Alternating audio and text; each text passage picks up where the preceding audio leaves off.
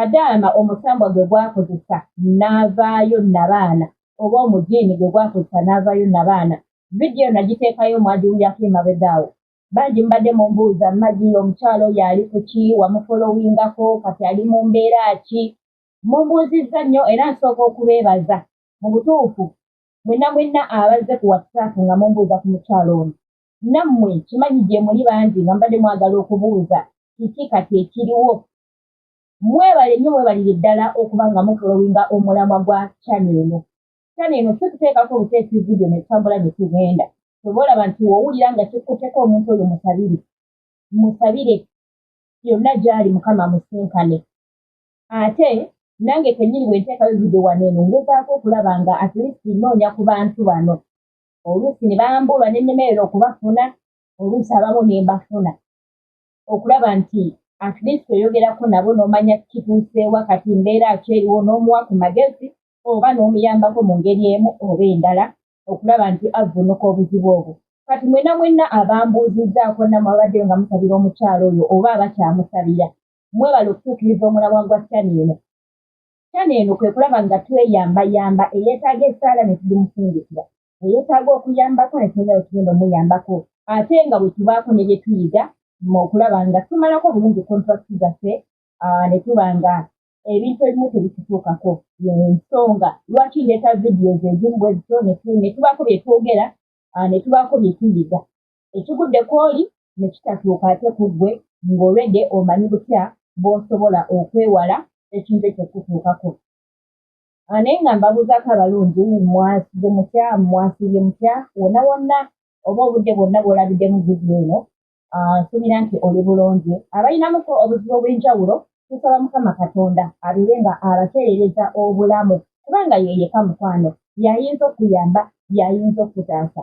Bw'ayogera nti olwaleero mukwano omukka gwange gumpe oyinza obutateesa sino oyinza wabula toyinza kuteesa kasa anuna omukka gwe n'agutwala. So bwe tuba nga tukyali balamu wadde tulinawoko ebintu ebitunyigiriza waliwo embeera ezitali nnungi waliwo ebitatambula bulungi naye ng'okyali mulamu ekyo kirabo ky'amaanyi nnyo. Waliwo abafudde olwaleero, waliwo abaagenze, waliwo be baaziise, waliwo olwaleero essaawa zino wetulabira vidiyo eno nga bali mu kubazingako nga kaweddemu ng'ate babadde balina ssente okusinga ate balizinga mu bulamu obulungi nga bakusinga ng'olaba obadde obeegomba naye olwaleero tebakyaliwo. Kati bw'akyali omulamu osinga abagagga bonna abafudde. So ekyo kyebaliza Katonda.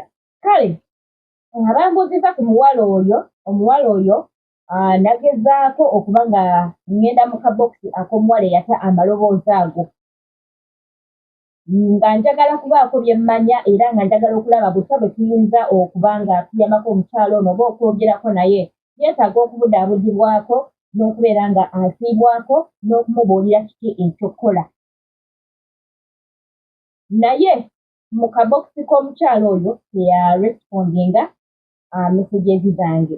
Nengezaako okumusaba ka WhatsApp namba era n'atarespondinga so ne muteerayo ennamba yange. Weewaawo ayinza okuba nga teyantegeera yono si buli omuntu akumanyi naye nga nagezaako ekisoboka so sinnaba kufuna nnyo information esingako awo omukyalo ono ali ku ki era ali mu mbeera ki.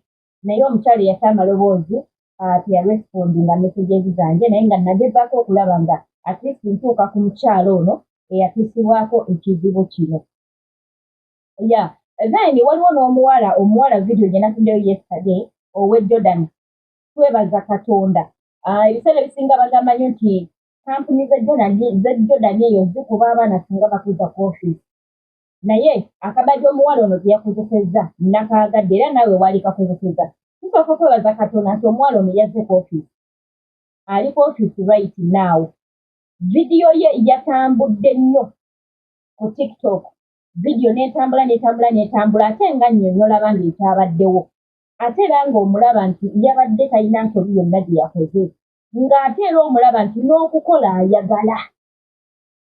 So bambi kampani endoza yakwatiddwako ne bagamba mukama we n'amuzzaayo ku ofiisi. Era yatuddeyo message ng'agamba ali bulungi ali okay mwebale kumusabira mwenna tukyebaliza Katonda yonna naye bagamba ebakuza ku ofiisi bakuba emiggo ebizibu naye munnange Mukama yamusaasudde yabadde wamu naye kati nno ki kyetuyiga mu vidiyo y'ono omuwala yavuddeyo ne yeeyogerako vidiyo wagirabye eyavuddeko oba tiwagirabye gendayo oyitemu ojja kubanga ogiraba omuwala gwe baakubye emiggo poliisi gwe yakubye emiggo okufaako obupiisi nga bamuwayiriza okuba ssente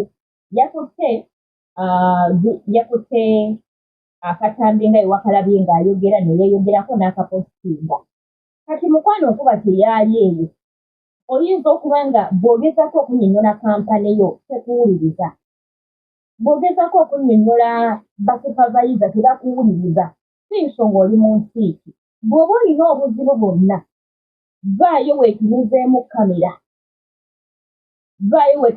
kamera oyogere embeera gy'oyitamu Mukama ajja kukusaasira buli vidiyo gy'enaakoma okutambula n'okutambuzibwa ogenda kufuna okuyambibwa kampuni ezo zirina engeri gye zitya naddala nga vidiyo yo egowinze vayiro nnyonnyola obuzibu bw'olimu osabe okuyambibwa era bw'oba wali okontakitinzeeko ku kampani yo yogera kampani wagikontakitinga yakuddamu etya baakuddamu tebaakuddamu baakuvuma tebaakuvuma biteekeyo waliwo engeri gye tusobola okukozesaamu TikTok okweyamba zaani okudda ku TikTok ne twevuma ne twerangira ne tuwemula ne twefungula TikTok osobola ogikozesa n'ekusevinga kati yasevinze obulamu bw'ono omwana singa teyakoze vidiyo eyo mukwano yabadde agenda kukola ng'atemebwa omusaala nga tasasulwa naye nga nekibamulanga tebalina evidence nti yabbye ssente so kyekyo tubeere nga abakyala abajagujagu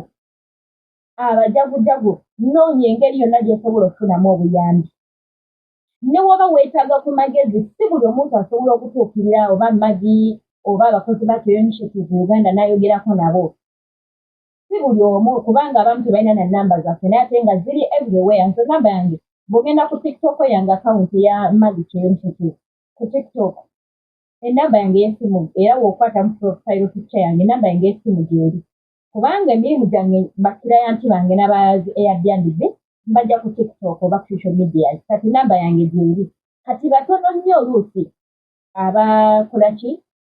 abasobola okufuna ennamba ezo obaolyawo naye bw'oba olaba nga tolina muntu gw'osobola kwogerako naye at least vaayo osaba amagezi ku TikTok abaana bajja kuwa amagezi omuntu wanaalaba vidiyo n'emukwatako kati nganze ng'azija mu kabokisiko n'akugamba munnange tiwafunye obuyambi obakola bwoti ne bwoti bweyambe bwe tutyo ng'abankuba kyeyo kuba kyeyo oteekeddwa okwerwanirira oteekeddwa okuyimirira ne weerwanako nga ggwe bano abantu abalala tugenda okujja okuyambako nga naawe wayimiridde ne weerwanako oba olaba ebiseera ebisinga nze bwe mba nnyambako ku muntu mugamba kati tugenda kukola aba tenkugamba okukola kyokola gwe tenkugamba okukola kikola naye nga kyekyo badiya abalungi twongere okusabira omuwala oli ne si ono yekka bankuba kino bangi bw'oba ng'oli musabi oli mwegayirize sabira bankuba kyeyo bonna balina embeera ze bayitamu waliyo nkuba kyeyo oluwaleero nga baamusibidde mu lwomo ng'amaze ne weekitali waliyo abali mu makomera nga tebalina nsonga omwana we Jordan yakitubuulidde wano naye nga ne Saudi Arabia era babaddeko makomera g'e Saudi oba Dubai oba wa bakubuulira kiri mu makomera lijjudde abannayuganda n'abantu ab'ensi endala so bw'oba oli musabi weegayirire nnyo kuba bankuba kyeyo bonna waliyo yeesi abalala ng'asigama nti bali makomera asigama nti babasubira mu lwomu naye nga akola amaze omwaka mulamba takasula tusabirigane oba tusabire bannaffe nga bankuba kyeyo wonna w'oli Mukama abanjagalire nnyo abalungi tusinkane mu vidiyo eziddako mwebale kugoberera mwebale kulayikinga mwebale komentinga bye bye